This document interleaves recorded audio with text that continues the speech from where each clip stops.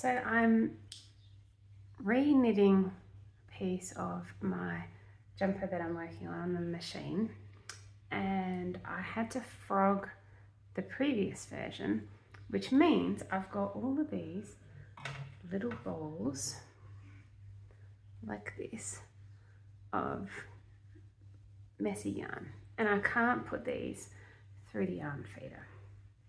So I've come up with a different way of doing it. Now every second, actually when I say yarn feeder I mean like the tensioner. So this part up here tensions the wool before it goes into the machine. I can't use that. So the black wool, which is every second strap, I've rolled up into a ball like this, and you can see it's all crinkly, which normally you wouldn't want to use crinkly wool in a machine at all, but I have found a way that does it.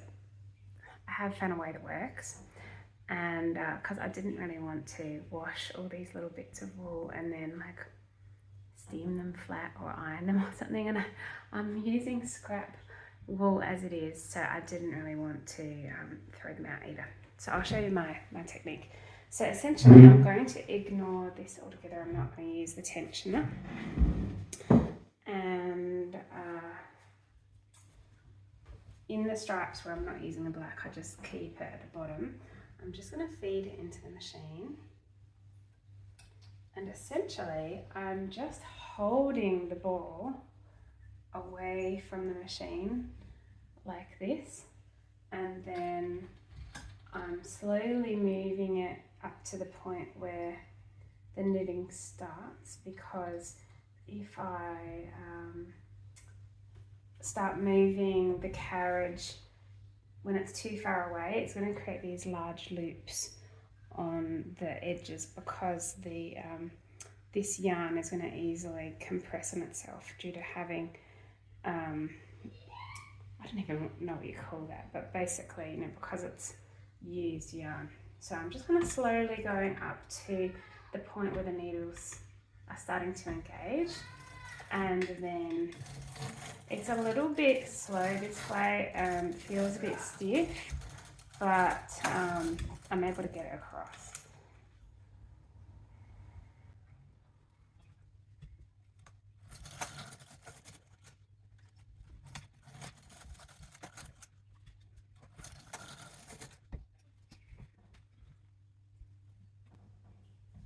Alright, so when I come to use one of these little bits, this is the one I'm up to next. First up, we don't want it to pull, like when we use the machine, we don't want the machine to like pull it out like this.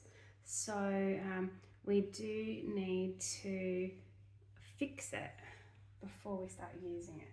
So if I put that into the machine, I'm able to, what I've got is like this peg, and I'm tying a little knot between the new yarn and the old yarn,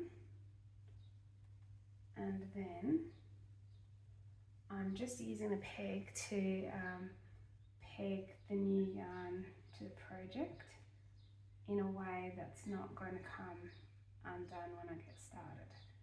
So I've just pegged that, and then essentially I'm going to do just the same as I did with the black, but because this is all just kind of raveled up in a tiny little piece, I'm just going to unravel a bit and then do the same thing.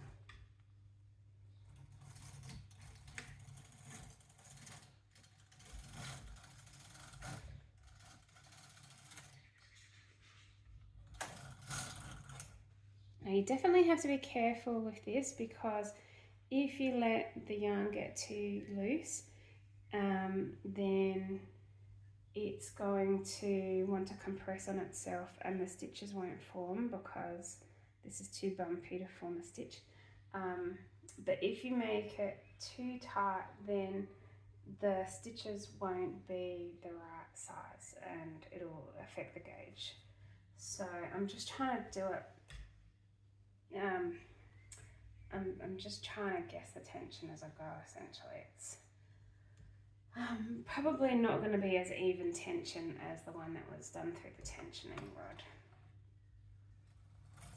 But at least it means that I can make use of these little pieces without throwing them away.